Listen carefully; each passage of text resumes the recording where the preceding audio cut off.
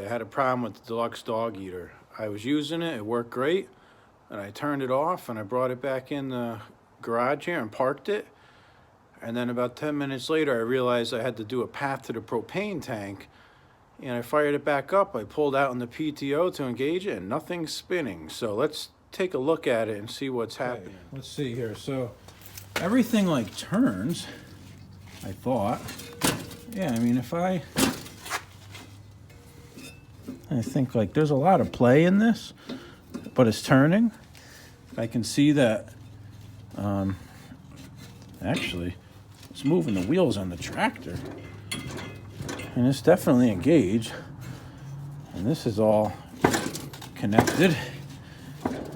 Huh, what the heck? It's really strange. PTO is not engaged right now, by the way. It's disengaged. Engage, disengage. Maybe I should just fire it up and see what happens.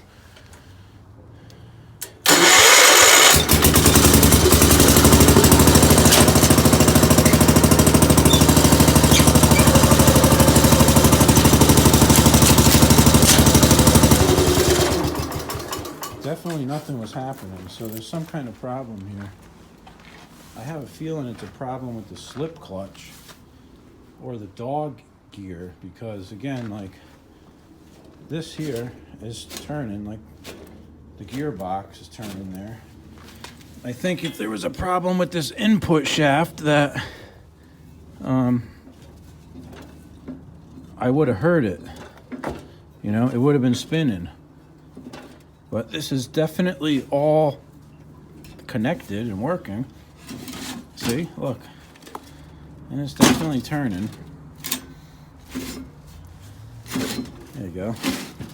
So there's got to be something with the with either the dog gear or the what do you call it?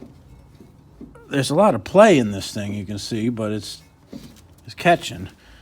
So it's definitely a problem with the dog gear or the slip clutch or something. So I guess I got to take it off the machine, which I don't feel like doing right now. So we'll do that. All right, guys, we're going to see if we can check out what's wrong with the deluxe dog eater on the commercial 10A, because I got to take it off and put on 40-inch mower deck. So we'll just investigate it at the same time. If you remember, last time it snowed, I used it and I was doing the driveway and I was all done. I turned it off, I parked it. Everything worked fine.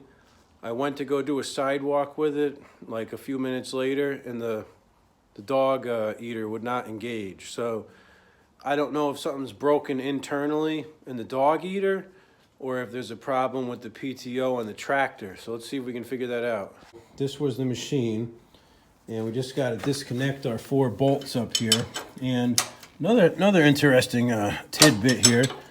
Some guys are talking about studs online here, and all my tractors have, for the most part, on my commercial 10 and my commercial 10A and commercial 12, they all have 2 studs on the bottom here. And guys were saying that they like studs on the top better than the bottom. I said, well, that's interesting, because all of mine are on the bottom and none of them are on the top. And seemed to be the consensus that people liked them on the top. So anyways, let me take this off and we'll check back in a minute, okay? All right, so I got the deluxe dog eater off, and I spilled a ton of oil on the floor, but oh well. So let's investigate this thing back here. Yeah, I'm working in too tight of a spot here, it sucks. Anyways, if I come back here and we look at the safety clutch back here, if we spin it, everything is turning fine up there. The blower is working. So whatever the problem is not on the blower side from what I can tell. There's got to be something screwy with our PTO engagement linkage here. I got this freaking metal here. It's right in the way of the PTO, so I can't even check it out. I got to move this stuff around, and then we'll come back. Okay, so I got the blower out of the way, and I got the PTO lever engaged, and I definitely have an issue here. Ah, look, my shipper shaft is loose. That's the problem. So what it appears has happened here is that due to the shipper shaft being loose, there's supposed to be a little pin up here that engages into this lever. And as you can see, everything is flapping in the breeze because it's loose. So you could pull on that lever all day long and it would never engage because it's not turning anything. So that's actually not a hard fix. So what we're going to do is just remove the actual shipper shaft itself, take it right out of here, and hopefully we won't have to take off the battery box to do this, but I'll take off this bolt and that bolt. And this is a newer style one that has a support piece across the bottom, and it's supposed to have 2 carriage bolts in it. It looks like the one on the right is not a carriage bolt. So let's get that out of there, and that will be our problem. And hopefully we just got to go to the store and buy a roll pin to put in the top, and we'll be good. So let me get it out and be right back. Okay, so I got the bolt loose. Now we just got to take off the components here. So I'm fearing that, yep, my fear is true. The ear is broken off the side of the shipper shaft casting, which is obviously not good. See if we can get this out of here. I'm pretty sure I might have to take the battery box out.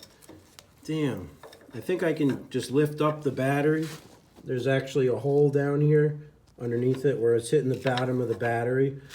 So let me just pull that up and then we can pull it out by hand. Okay, so I lifted up the battery and yep, it came right out just as I expected, but yeah, that really stinks, man. It's just sheared right off the top on this thing. And I gotta look at the parts diagram because I don't remember what it actually is on the commercial series. But you can see that this whole thing is loose here. See all that play? I think we gotta take this whole thing apart and take it all apart and investigate it. But so let's pull up the parts diagram and we'll find out exactly what it is.